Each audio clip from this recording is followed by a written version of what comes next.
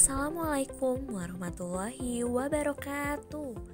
Bertemu lagi dalam pembelajaran tematik bersama dengan Bu Maya dan juga Bu Nenda. Apa kabar anak-anak kelas 4A dan juga kelas 4B? Semoga kalian semua selalu dalam keadaan sehat walafiat dan tetap semangat ya. Baik anak-anak, untuk kali ini kita akan melanjutkan pembahasan materi yang telah disampaikan minggu lalu mengenai tema 3, peduli terhadap makhluk hidup. Pada subtema 2, keberagaman makhluk hidup di lingkunganmu. Dan sekarang kita akan melanjutkan pada pembelajaran 3 dan 4, yaitu mengenai muatan IPA dan juga muatan bahasa Indonesia. Nah, untuk muatan IPA-nya kita akan membahas mengenai bagian-bagian tubuh hewan dan fungsinya. Sedangkan untuk muatan bahasa Indonesia, kita akan membahas daftar pertanyaan wawancara dan pengelompokan pertanyaan wawancara. Namun, sebelum kita memulai pembelajaran pada kali ini, mari kita membaca basmalah bersama-sama.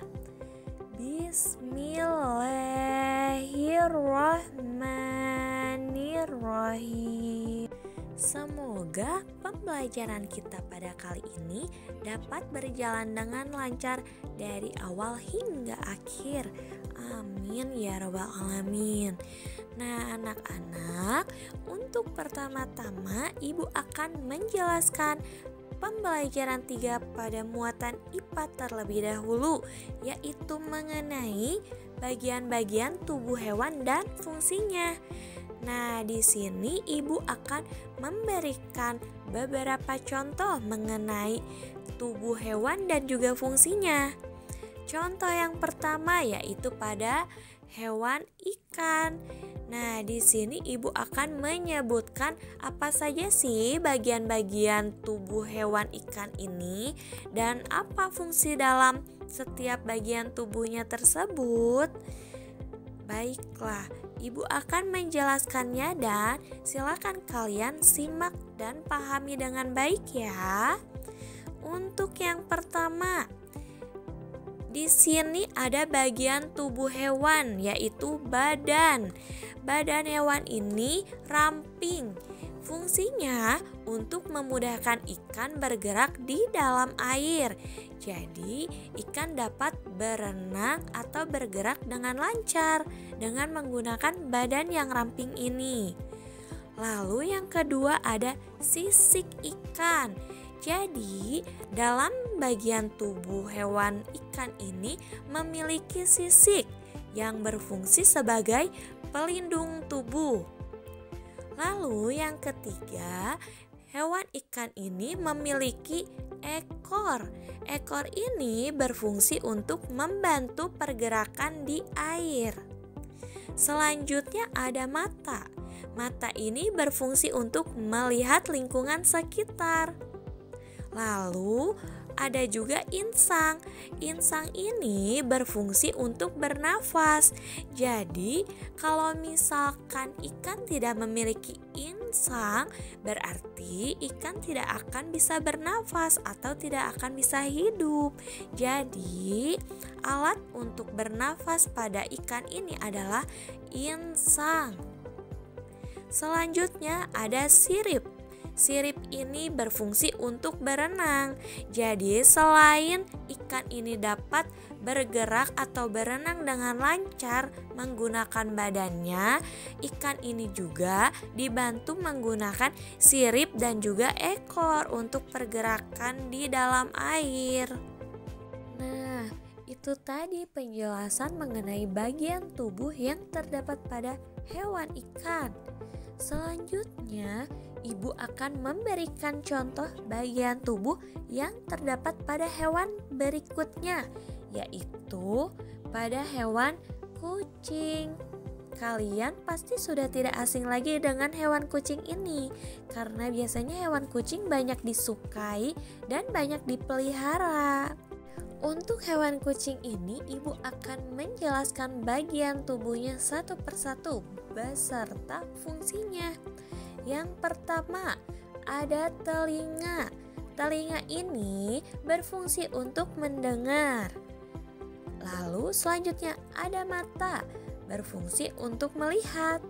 Selanjutnya ada hidung, berfungsi untuk mencium bau. Selanjutnya ada rambut atau yang biasa kita sebut dengan bulu. Fungsinya yaitu berguna untuk menutupi tubuh. Selanjutnya ada misai. Misai ini seperti kumis, bukan seperti lagi, tetapi memang biasa kita sebut dengan kumis yang berfungsi untuk mengetahui keadaan sekitar. Jadi, hewan kucing ini adalah hewan yang sangat peka karena ia memiliki misai untuk mengetahui keadaan sekitar. Selanjutnya ada kaki sebagai alat penggerak. Jika tidak ada kaki, kucing ini tidak bisa berjalan kemana-mana. Dan yang terakhir ada ekor yang berguna untuk keseimbangan. Itulah pembahasan mengenai muatan IPA tentang bagian-bagian tubuh hewan dan juga fungsinya. Selanjutnya, Ibu akan membahas mengenai muatan bahasa Indonesia pada pembelajaran 3 ini, yaitu tentang daftar pertanyaan wawancara. Nah, sebelumnya kalian juga sudah pernah Ibu tugaskan ya mengenai pertanyaan wawancara, yaitu membuat 10 pertanyaan wawancara ya. Dan juga sudah dipraktekkan kan? Nah, jadi pertanyaan yang diajukan kepada narasumber harus sesuai dengan topik wawancara. Jadi kalau misalkan pertanyaannya tidak sesuai dengan topik wawancara, maka tidak akan nyambung nantinya. Nah, di sini Ibu akan memberitahu apa saja sih kata tanya yang dapat digunakan untuk membuat pertanyaan wawancara. Ada 6. Yang pertama, kata apa. Yang kedua, berapa. Yang ketiga, di mana. Yang keempat, kapan. Yang kelima, mengapa. Dan yang keenam, bagaimana. Jadi itu 6 kata tanya yang dapat digunakan untuk membuat pertanyaan wawancara. Kalian harus memahami ini ya ketika kalian membuat sebuah pertanyaan wawancara.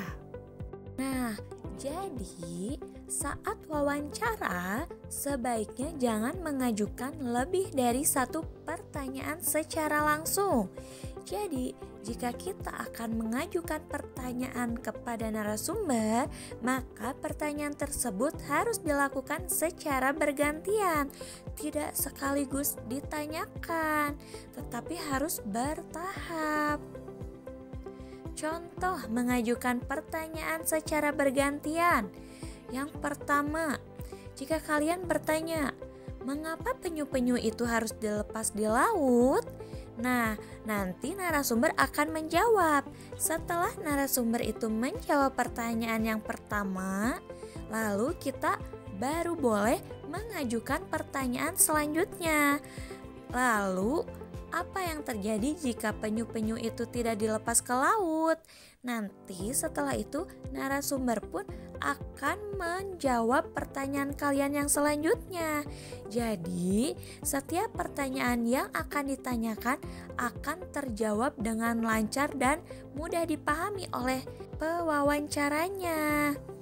Nah, seperti itu cara mengajukan pertanyaan secara bergantian. Nah, selanjutnya kita akan membahas pembelajaran 4 mengenai muatan bahasa Indonesia, yaitu tentang pengelompokan pertanyaan wawancara. Nah, tadi kan kita sudah mempelajari mengenai daftar pertanyaan wawancara. Lalu, sekarang adalah pengelompokannya. Jadi, pertanyaan wawancara itu sebaiknya dikelompokkan dari pertanyaan umum hingga pertanyaan khusus. Pengelompokan pertanyaan wawancara ini bertujuan agar narasumber mudah diarahkan untuk memberi penjelasan secara rinci. Hal lain yang perlu diperhatikan saat mengajukan pertanyaan wawancara adalah menggunakan bahasa yang santun. Kesantunan bahasa dapat ditunjukkan dengan cara tidak menyinggung lawan bicara kita. Jadi, sebagai pewawancara sebaiknya bersikap tidak membela pihak manapun. Ketika kita menjadi pewawancara untuk lebih dari satu narasumber, maka sebaiknya kita profesional atau kita itu fokus saja kepada job desk atau pekerjaan kita atau tanggung jawab kita sebagai pewawancara. Jadi ketika narasumber tersebut nantinya menjawab pertanyaan yang sekiranya menjadi perdebatan, maka kita menengahinya dengan memberikan sebuah pertanyaan, bukan membela sepihak. Seperti itu anak-anak. Nah, jadi mungkin hanya itu yang akan Ibu jelaskan pada pembahasan materi di pembelajaran 3 dan pembelajaran 4 ini. Sebelum kita tutup, Ibu akan memberikan kalian tugas terlebih dahulu. Tugasnya yaitu dengan mengerjakan buku pena 4A. Kalian bisa mengerjakan pada halaman 178 yang Ayo Berlatih. Di situ terdapat 4 gambar hewan. Kalian dapat menuliskan bagian tubuh dan fungsinya pada hewan tersebut. Lalu tugas kedua yaitu halaman 179.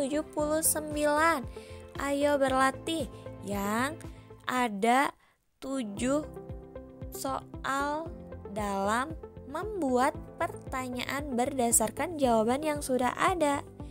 Jadi tugasnya hari ini ada 2 jenis tugas. Silakan kalian kerjakan di buku tulis jika jawabannya tidak cukup untuk ditulis di buku paket tersebut. Jika sudah selesai, segera kirimkan kepada wali kelas masing-masing. Harap dikerjakan tepat waktu ya anak-anak, karena untuk menjaga kedisiplinan kalian. Nah, mungkin hanya itu yang Ibu sampaikan pada pembelajaran kita kali ini. Sebelum kita mengakhiri pembelajaran kali ini, marilah kita membaca hamdalah bersama-sama. Alhamdulillahirabbil alamin. Semoga pembelajaran yang sudah Ibu jelaskan dan sudah Ibu sampaikan dapat bermanfaat dan mudah dipahami oleh kalian semua. Tetap semangat dan selalu jaga kesehatan. Wassalamualaikum warahmatullahi wabarakatuh.